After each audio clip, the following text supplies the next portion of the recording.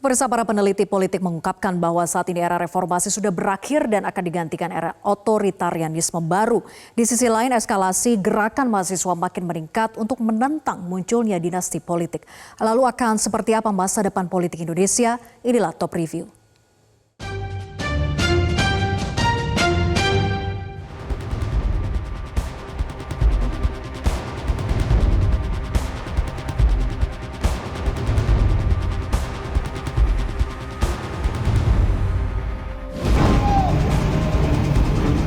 Gelombang demonstrasi mahasiswa di bulan Januari ini mulai meningkat di berbagai kota.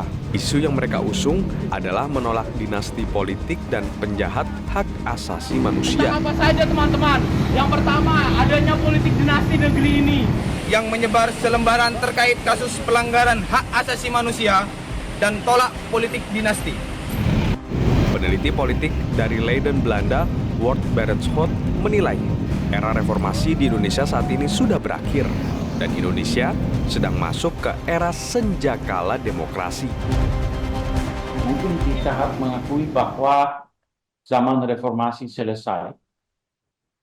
Kita akan mengalami senjakala zaman reformasi dan sedang mulai periode zaman berikutnya. Dan mungkin kita masih harus cari katanya atau nama untuk periode yang akan muncul. Jadi kalau memang selesai, apa zaman atau periode baru yang akan datang sekarang?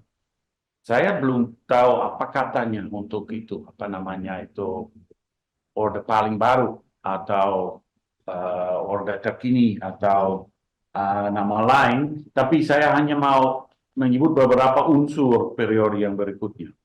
Salah satu unsur adalah dominansi oligarki.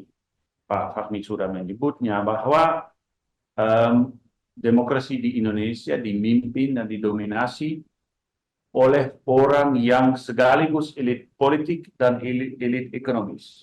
Dia punya kekuatan ekonomi dan kekuatan politik. Dan itu salah satu faktor yang juga membawa unsur kedua periode ini, bahwa dalam zaman sekarang kekuatan ekonomis atau gerakan ekonomi, kepentingan ekonomi lebih kuat dibanding dengan kekuatan demokratis. Maksudnya gerakan orang yang memperkuatkan ekonomi selalu, kalau keinginan dan kebutuhan untuk memperkuatkan demokrasi berantam dengan kepentingan ekonomis, kecenderung akan kalah karena ada dominasi oligarki di situ. Jadi itu hambatan besar untuk civil society di Indonesia. Hal itu dibenarkan oleh data yang disampaikan Dewan Pembina Perludem Titi Anggraeni. Dari data yang ada, performa demokrasi Indonesia memang semakin menurun. Kinerja menurun itu konsisten 6 tahun terakhir.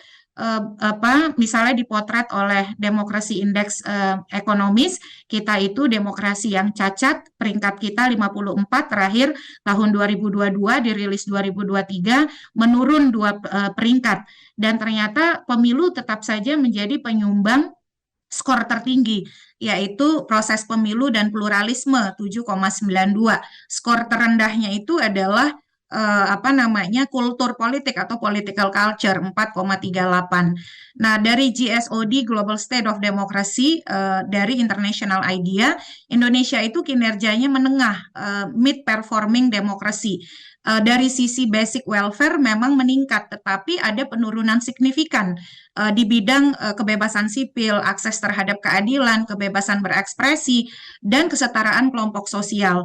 Dan itu ternyata dikontribusikan oleh adanya undang-undang yang digunakan pemerintah untuk membatasi hak atas kebebasan berekspresi, berserikat, dan berkumpul secara damai, serta menyasar aktor masyarakat sipil melalui Undang-Undang ITE. Sementara itu, pakar riset hak asasi manusia Universitas Gadjah Mada Herlambang Wiratraman juga melihat kebebasan sipil makin dibatasi. Cara yang dilakukan antara lain dengan mengkriminalisasi orang-orang kritis. Lalu catatan yang lain misalnya berkaitan dengan serangan terhadap kebebasan sipil. dicatat oleh Amnesty, YLBHI, ataupun SafeNet, itu mereka mengungkap tren yang terus bermasalah dengan penggunaan Undang-Undang ITE ataupun pengenaan pasal-pasal untuk mengkriminalisasi kritik terhadap penguasa. Dan ini terus-menerus terjadi. Ward Berenshout meyakini demokrasi prosedural masih akan ada karena elit masih menyukainya. Namun demokrasi substansial akan segera mati. Akan lihat gap semakin besar di antara demokrasi prosedural dan demokrasi substantif. Menurut saya, demokrasi prosedural tetap akan ada. Ini maksudnya pemilu, itu prosedur untuk memilih pemimpin, itu tetap akan ada. Dan saya juga merasa itu akan cukup terbuka. Tapi itu prosedur aja. Karena orang termasuk tokoh Indonesia cukup senang dengan demokrasi prosedural. Itu akan tetap ada. Tapi demokrasi substantif itu maksudnya demokrasi dengan negara hukum, dengan hak warga yang kuat, dengan kemandirian institusi negara, kebebasan pers, dan ruang untuk civil society, itu faktor ini semua akan lemah ke masa depan. Di tengah situasi seperti ini, kesadaran masyarakat sipil untuk menuntut kebebasan, keadilan, dan demokrasi masih terus dibutuhkan. Dan lagi-lagi, seperti sejarah politik Indonesia, gerakan mahasiswa akan menjadi lokomotif demokratisasi. Jelajahi cara baru mendapatkan informasi. Download Metro TV Extend sekarang.